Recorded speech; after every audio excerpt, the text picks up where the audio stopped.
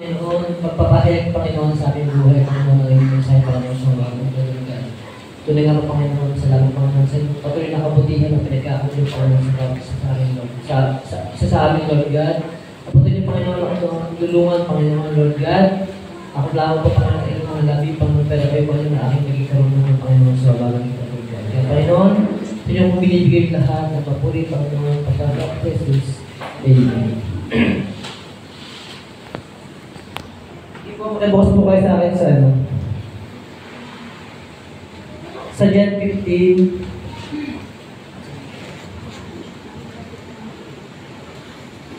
13 to 17. Ano ba?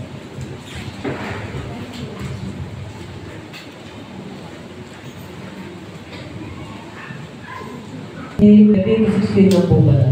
Sabi po dyan, greater love has no one than this, to lay down one's life for one's. You are my friend if you do what I command. I no longer call you servant, because a servant does not know his master business. Instead, I have called you friends, for everything that I learned from my Father I have made known to you. Next po. Next slide po.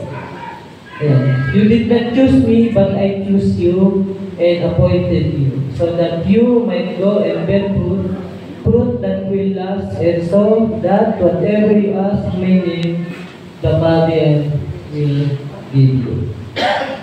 Amen. Opo. Sino po nagsabi niyan? Yung ating pong Panginoon Jesus po. Ang ating pong pag-aaralan ngayon ay the power of submission.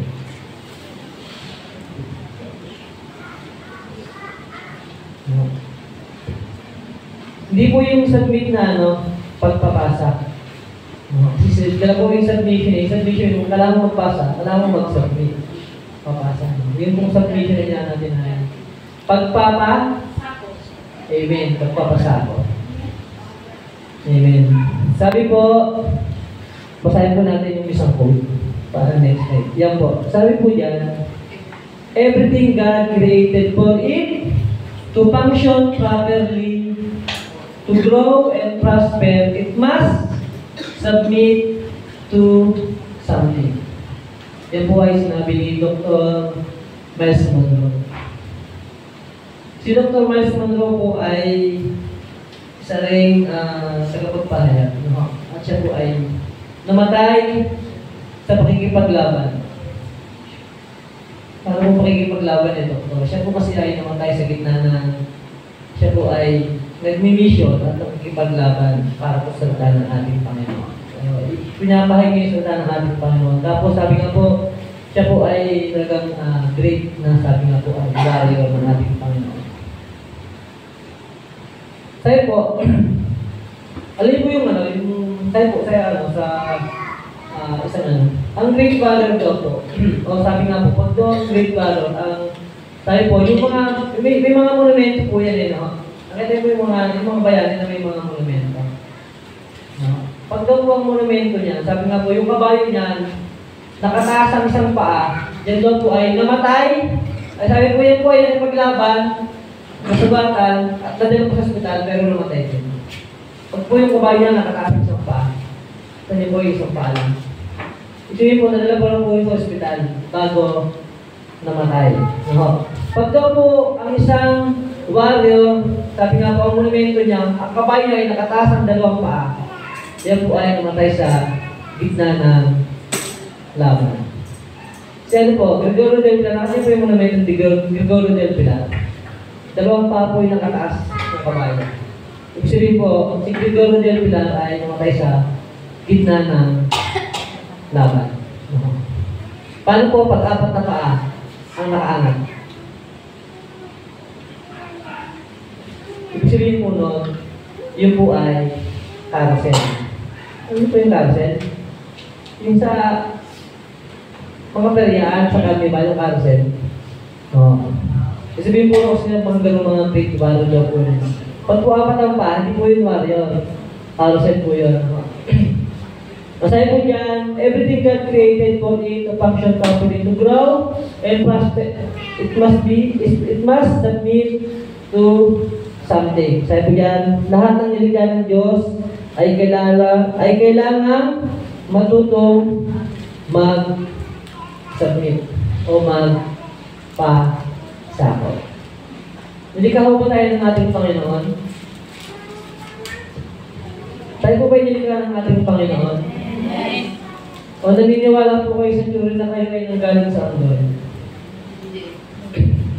No, kasi mga ganun naniniwala yung mga galing sa theory sa unggoy. Mga Diyos na naniniwala na sila ay galing sa unggoy. No? Sabi po rito, sabi nga po, kailangan matuto kayong mag-submit. Ano pong ibig sabihin? Sabi po, ang puno, for it to grow, for it to function properly, para yan magbunga, kailangan ng puno submitted sa lupa. Tama po ba? Tayo po ang puno raw, sabi nga po, ang halaman, nakadala po ba kayo na halaman na tumutubo na hindi nakabawan sa lupa? O sa buhangin, o sa bato, makahang lang siya, pero natubo. Nakadala mo ba na meron yung hangin. No. Pero sabi nga po, kalmitan mo, sabi nga po, yung mga puno po ay, sabi nga po, nagbubunga, sabi nga po, lumalago. Sabi nga po, dahil sila po ay submitted sa lupa. No, sabi dito, kailangan i-maintain niya ang kanyang koneksyon sa lupa. Kailangan po maintain na nasa lupa siya. No? Kaya sabi nga po, minsan pag po yung puno na talaga nakatanim sa lupa, binunod mo, at hindi mo binalik sa lupa, ano mangyayari? No, mamatay. Sabi dito, ang isda po, saan nabubuhay? Sa tubig. No? Sabi dito, ang isda ay nabubuhay sa tubig. Kailangan ng isda magpasakop sa tubig at dahil yun ang design sa kanya ni Lord. Kailangan niya magpasakop sa tubig. Kailangan niya sumama sa tubig kasi nga, doon siya nakadesign. Siya dinesign ni Lord para sa tubig. No? Sabi nga po, ano mangyayari sa isda pag wala sa tubig? Mamamatay ho. Pero minsan di naman agad namamatay kapag wala ako sa tubig. No?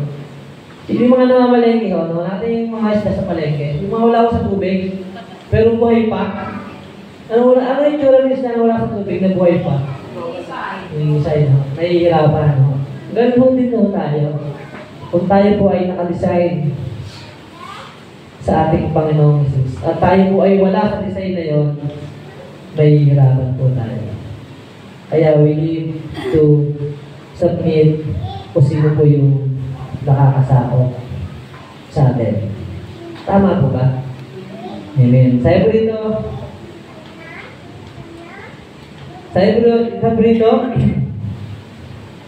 kapag umalis ka doon sa design ni Lord, hindi ka nagpapasakop sa design ni Lord, you or we will have difficulties. Sabi po, pag daw po tayo umalis, o ay natin magpasakop sa ating Panginoon, sa kanyang design para sa atin.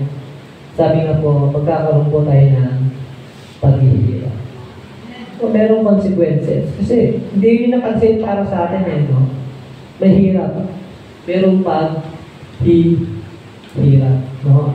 Kasi sabi nga po, meron pong nung nakalaan ng Diyos, sabi nga po, nakasenyo ang ating Panginoon. Sabi po dito, we will have difficulties. Example po, yung ating bansang Pilipinas.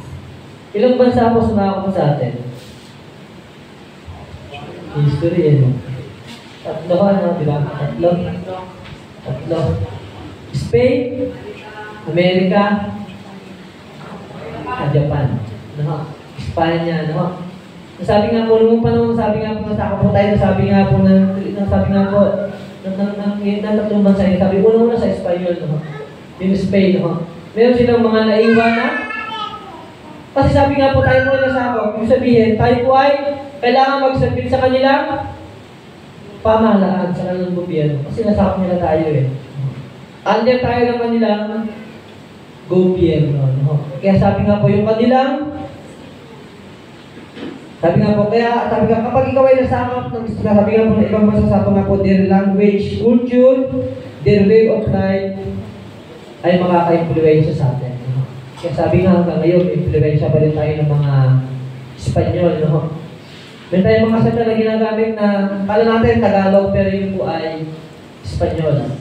No? Diba? Tama mo ba? Sabi nga po, kala natin yun ay Tagalog, pero yung Espanyol. Yung pong mga Chabacano, hanggang ngayon nag-speak mo yung ginagamit na, naka-ano po ba kayo ng Chabacano? Naka-encounter na kayo ng Chabacano. Na halos ang nila ay parang speak pa rin ang kanilang ginagamit. No? Ano po yung pangalawa? Amerika. No? Mas malaki yung naging influence sa atin ng Amerika. Bakit? Hanggang ngayon, gumagamit tayo ng salitang tama po yun. Di ba ba? At ito po ay ating basic. Sa school po, ano po? Basic language, basic, sabi nga po, ito ay, sabi nga po ay kasama sa natin, basic subject. No? Kumbaga, kasama siya talaga. Pero siya ay English, no? Pero sabi nga po sa ibang bansa po, hindi po siya ginagawang basic language. Yung Japan ho, saka yung Korea. Pag kung gusto magkano ng English, special yan. Kailangan mo pumasok sa special school. Kasi hindi lahat, sabi nga po, ay merong tinuturo na English. No? Pero sa atin, no? Yung sabi nga po, yung naipasok sa atin, influence ng mga Amerikano. No? Hanggang ngayon, ginagamit natin. No? Japan, yung Hapon. Ano po ang naging influence sa atin ng Hapon? Singkit ang mata? Mayan noodles niyo. Sino mo dito naka-experience nung mga bata na mag-exercise? Paano kayo mag-exercise ng bata? Nabo na yung bike na mag-exercise? Ganyan. Di ba nabo na yung bike na exercise? Yung gano'n? Ganyan. Yan po pala yung influensya ng Hapon. Yan po ay kanilang military exercise ng mga Hapon. Kaya gano'n lang yan. Yung mga gano'n. Parang gano'n ka lang ng kamay pero nag-exercise ka na. Yung mga bata kayo, wala na exercise kami. Di ba? Pag-asambag sila yun, expect mo na yan, mag-exercise ka. No?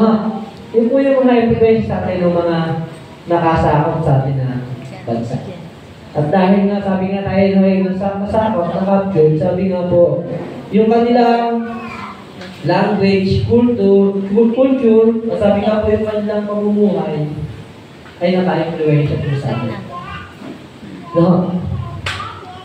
Yung Panginoon po kaya, na nakakasakot sa atin, na-influensya ito kaya tayo? Mas dapat po. No? Sabi nga po, mas dapat po tayo, sabi nga po, mas maganda yung influensya sa atin ng ating Panginoon kung tayo po ay nagpasakot na sa ating Panginoon. Nagpasakot na po ba tayo sa ating Panginoon? Amen. Amen. Kung sayo po rito, submission to somebody, sabi nga po submission to somebody authority, kaya gusto lumaya. Ang mahirap lang po kasi kung tayo po ay nasakot ng tatlong bansa, meron po tayo masakit na kabansa. Ano po karunasan niyo? Tayo po ay naging alipin. Kasi sabi nga po, kung ikaw po ay nasakot ng isang bansa, ikaw po ay magiging isang alipin. Yung mga Israel po, di ba? Nung sila po ay ng Egypt, di ba? Slave sila eh. Tama po ba? Kasi nasasakop sila ng Egypto eh, di ba mga slave sila? Ang gusto nila ay makalaya, kaya nga sabi nga po si Moses yung pinadala para makalaya sila doon sa kanilang pagiging alipin. Kasi sila ay nasasakop ng bansang Egypto. Pero sabi nga po, ang Panginoon po, kung tayo po ay nasakop ng Panginoon, hindi po ibig sabihin, tayo po ay kanya alipin. Kaya nga po doon sa binasa natin, ang base po binasa natin, doon sa John 15. Pakaibalan nga po sa John 15. Sabi po dyan, no? I no longer call you servants because a servant does not know his master's business. Business instead. I have called you friends for everything that I have learned from my Father and I have made known to you. No? Di tayo tinuturing na alipin ng ating Panginoon, kundi po isang anak, isang kaibigan. No? Tayo po dyan. Tayo po dito. At dahil dyan, sabi nga po, gusto na nila ng freedom, no? Sabi nga po ng tatlong bansa yun. Gusto nila, sabi nga po tayo, sabi natin gusto ng freedom. Sabi nga po yung bansa ni Israel, gusto ng freedom, no? Yung bansa natin, gusto ng freedom, no? Na sabi nga po, yung bansa Pilipinas, no, kasakot tayo. Gusto na ng freedom, kaya nga nagkaroon ng revolusyon, no? Tama ho ba? Pero si Rizal po, alam niyo po ba si Rizal? Sabi po, si Rizal po ay hindi po pabor ng bansang Pilipinas. O hindi pabor si Jose Rizal sa non-Pilipinas